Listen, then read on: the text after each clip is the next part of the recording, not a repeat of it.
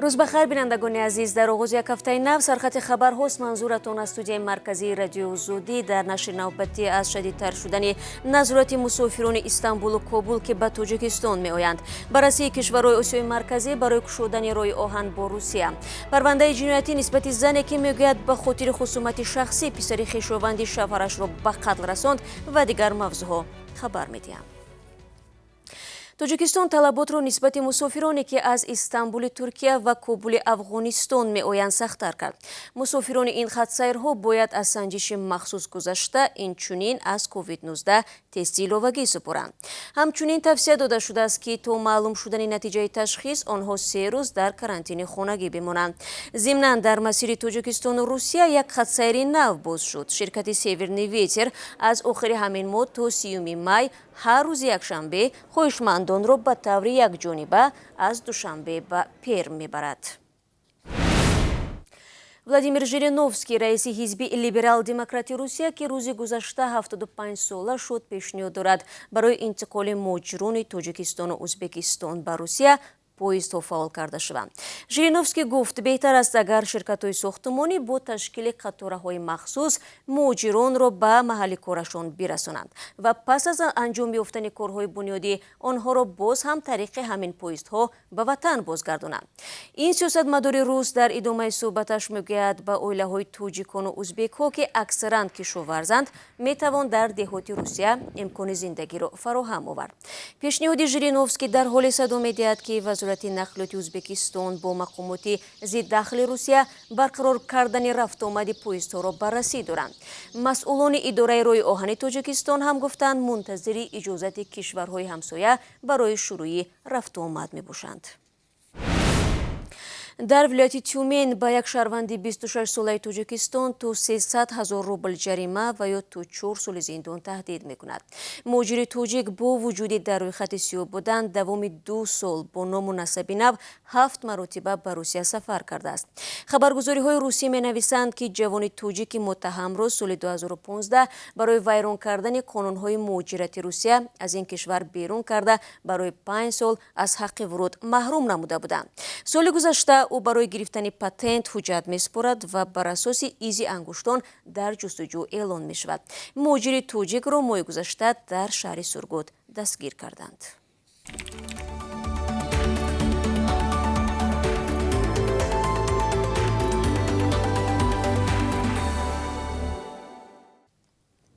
تقدیم خبرها را ادامه میدیم. بریتانیا، آمریکا و آلمان وعده دادند که به طور عاجل به هندوستان تجهیزات مبارزه با سرایت کرونا ویروس یا خود بیماری کووید 19 را میفرستند. دیروز در هندوستان نزدیک به 350,000 نفر گرفتار کرونا ویروس شدند. نظام حفظ تندرستی این کشور در حال فروریزی قرار گرفته است، زیرا شفاخانه ها امکان قبول بیماران را ندارند. در شبکه‌های اجتماعی نواری زیادی به چشم می‌خورد که در آن مردم بیماری منتظر در بیرون شفاخانه ها نشان داده شدند. بریتانیا، آمریکا، آلمان و اتحادیه اروپا وعده دادند که به زودترین فرصت به هندوستان تجهیزات مبارزه با کووید 19 و از جمله جهاز کمک رسان برای نفسکشی و کانتینر اکسیژن میفرستند. همچنین آمریکا تصمیم گرفته است به هندوستان تجهیزات استئصال واکسینه ضد کرونا ویروس را ارسال نماید. دوشنبه و توشکان مسئله‌های مربوط به ساختمان راه آهن پنجکند بولونگور را بررسی کردند. پس از تطبیق این لایحه وادی زرافشان تاجیکستان با راه‌های آهن آسیای مرکزی پیوست خواهد شد. این موضوع میان نمایندگان ریاست‌های نقلیاتی تاجیکستان و ازبکستان در دوشنبه مطرح شد. در این گفتگو جانب‌ها در مورد فعال ساختن دالان نقلیاتی روی ماشینگرد ازبکستان، تاجیکستان و چین، برقرارسازی کارگزارگاه 81 بیگاباد، بنیاد خط روی آهن که پنجکند تاجیکستان را با ازبکستان می‌پیوندد و افزایش انتقال مال‌های ترانزیتی توسط بیگاباد استقلال به موافقه رسیدند. پسر 39 ساله پرزیدنت خودکامه ترکمنستان سردار бердимуҳаммадов ҷашнвораи рӯзи байналмилалии асп ва сагпарвариро раҳнамоӣ намуда ба овозаҳо дар бораи ҷойгузини падараш шудани ӯро ба бор овард. Имсол президенти 64 солаи Туркманистон Қурбонгулӣ бердимуҳаммадов писарашро ба якчанд мансаби калидӣ таъин кард. Ҳамчунон сардор бердимуҳаммадов сагпарвари шоистаи ҷумҳурии Туркманистон ва раиси иттиҳоди аспу сагпарварӣ дар ин ҷумҳурии Осиёи марказӣ интихоб خواب گردید. چند پیش پدری 89 ساله پرزیدنت ترکمنستان وفات کرد. بعد از آن تخمین و آوازه پیدا شد که بیردی محمدوف شاید پسرش را برای کرسی رهبری آماده خواهد کرد. برمیگردم به خبرهای تاجیکستان. دوستانی نویای سینو نسبت زنی که در کشتار کودک 7 ساله گمان دانسته می شود پرونده جنایی باز نمود. مبارک عبدالرحمن و 53 ساله در برنامه تلویزیونی وزارت کارهای داخلی نقل کرد که به خاطر خصومت و بدبینی پسر خویشاوند شوهرش را به قتل رسانده است. این کودک روز 5 مارس امسال در شهر دوشنبه کشته شد و نزدیکان بلافاصله انگشت اتهام را به سوی مبارک عبدالرحمن و زن امکی کودک کشته شده بلند کردند. زن متهم میگوید پسر بچه را برای فریب به خانه درآورده لط و کوب و بوغی نموده است.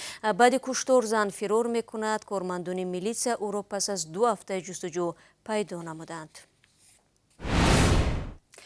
وزارت کارهای داخلی روسیه میگوید امکان دارد در سرتاسر این کشور پتنت کره مهاجران الکترونی شود.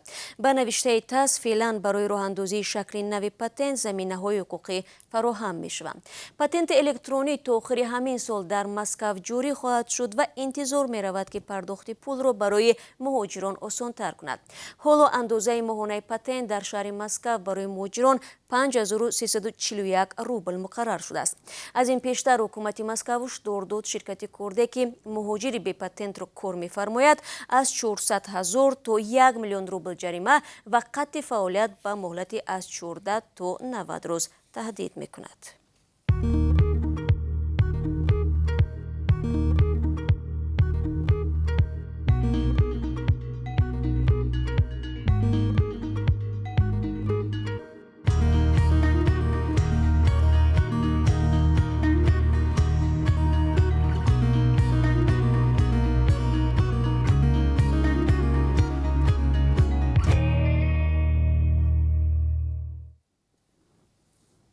یک مرد توجیک میگوید با همسر و 2 کودک نابالغش در ابخازستان درمانده است و ماها باز تلاش بیرون شدن از این منطقه برایش نتیجه نداده است. خورشید موسویفی 39 ساله 2 سال پیش با خانواده‌اش برای کار به این منطقه رفته است. ابخازستان سال 2008 از حدود گرجستان جدا شد و خود را کشور مستقل می‌داند. تاجیکستان این کشور را اعتراف نمی‌کند. از این رو شهروندانش هنگام بازگشت از حدود این کشور به روسیه مشکل دارند. خورشید موسویف میگوید پس از خروج کرونا ویروس بیش از 1 سال باز بیکار است و در شرایط سخت زندگی میکند. در سفارت تاجیکستان در روسیه گفتند که به این مهاجر درمانده برای بیرون شدن کمک میکنند. روز 4 اپریل امسال سفارت تاجیکستان 14 مهاجر تاجیک را از حدود ابخازستان بیرون آورده برای بازگشتشان به تاجیکستان یاری داده بود.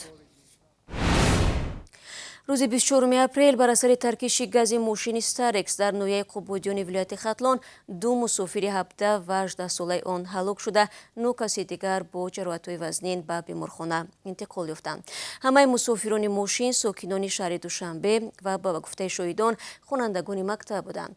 صبح همان روز در راه دوشنبه خوجند یک ماشین با 5 جوان به فوندریا سرازیر شده است. کمیته حالت‌های فوق‌العاده میگوید حادثه در دهه رباط به عمل آمد. ماشین تویوتا کامری تحت اداره ساکن 20 ساله دوشنبه به جری عمقش 15-20 متر میافتد.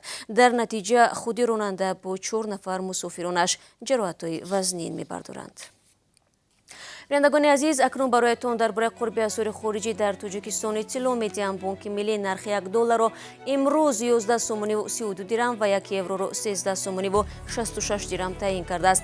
امروز نرخ 1000 روبل روسی 150 سومانی و 70 درم مقرر شده است. دوره می‌بینید نسبت آخر هفته گذشته بلندتر است. بینندگان عزیز، تقدیم خبرها را در همین جا به پایان می‌برم. بعد 3 ساعت دیگر شما را در برنامه اخباری آزادی منتظرم. سپاس برای همراهی و روزی پربار داشته باشید.